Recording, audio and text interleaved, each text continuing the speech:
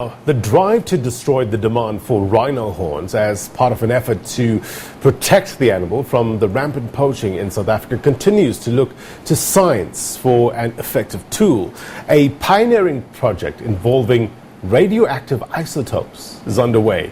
What is this all about? Well, SABC Lerato Fikisi has more.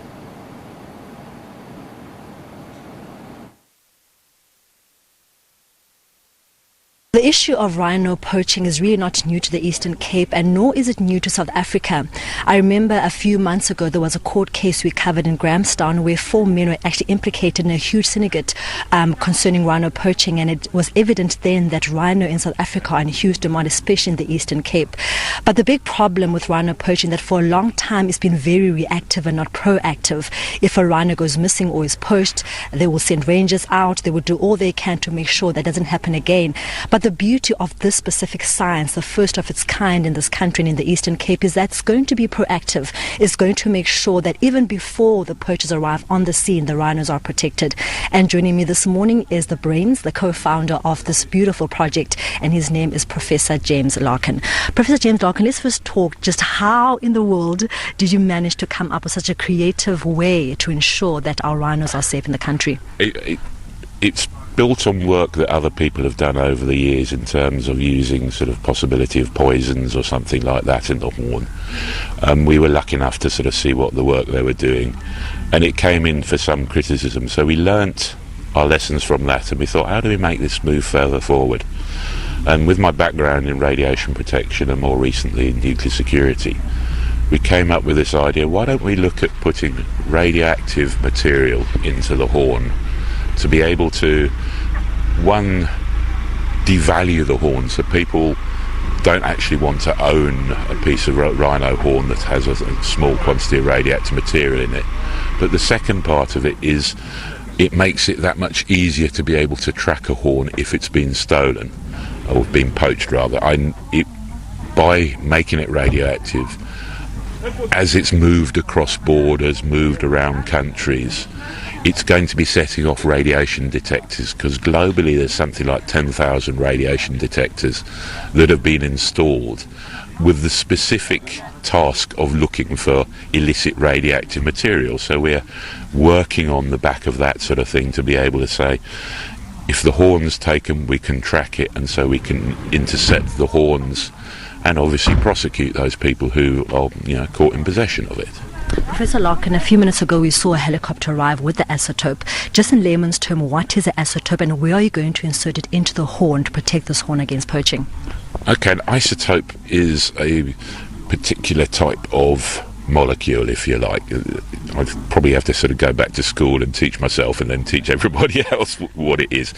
But it's a tool, if you like, that we can use to identify, to tag materials, and so that's what we're going to be doing with this isotope at the moment. We've brought it in from the US, which was a heck of a performance in itself, because the manufacturer got delayed, and so it was delayed by the courier companies, and we were getting more and more concerned, and eventually the package arrived in South Africa at 4 o'clock yesterday afternoon, and someone was a flight down to PE, and then the farm owner and my colleague flew to PE in a helicopter. It looked a bit dramatic, I think, but it's adds to the story. But it means that we can do this science and do the work. And what we're going to do is we're going to input this stable isotopes. It's basically what we call an amino acid. The stable isotopes have been used to make an amino acid, which is a building block of keratin, which forms a horn, and we're going to put that into the horns of 2 animals today. And this is going to allow us to do science to understand behaviour materials in the horn, so we can then further develop the idea and get to the point eventually where we can say, okay, we can put radioactive material into the horn of these animals and hopefully then protect them. We want to be able to find a useful, convenient manner which protects these beautiful animals. Lastly, Professor Larkin, obviously you said they're going to put them into the horn now.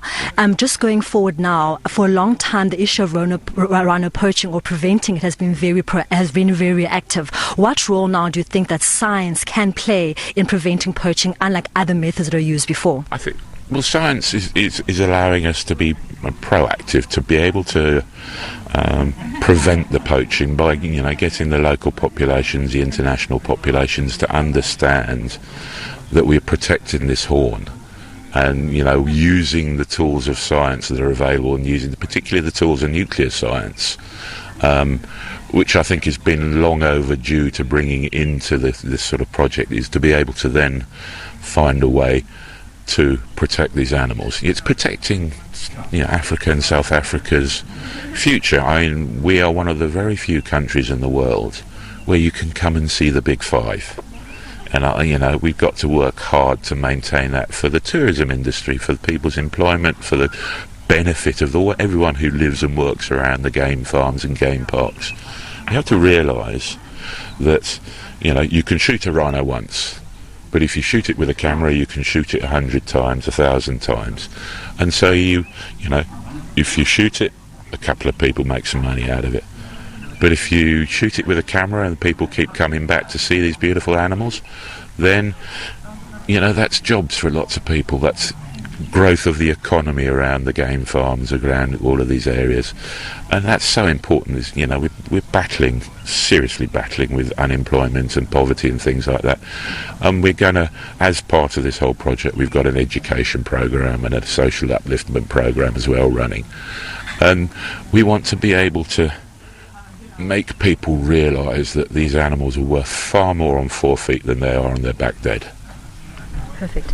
That was Professor James Larkin just speaking about the importance of preserving these rhinos. I'm sure you are aware that 90% of the rhinos are actually found in South Africa. Interesting thing that he pointed out as well is that rhinos aren't only an asset in terms of our Big Five, but also in terms of job creation at a time where our economy is crippled by COVID-19. It's important that we ensure that people have jobs, and to preserve and take care of rhinos is a form of employment. So he's saying that the scientific method of preventing rhino poaching is proactive. It's making sure that we preserve this huge jewel in our country.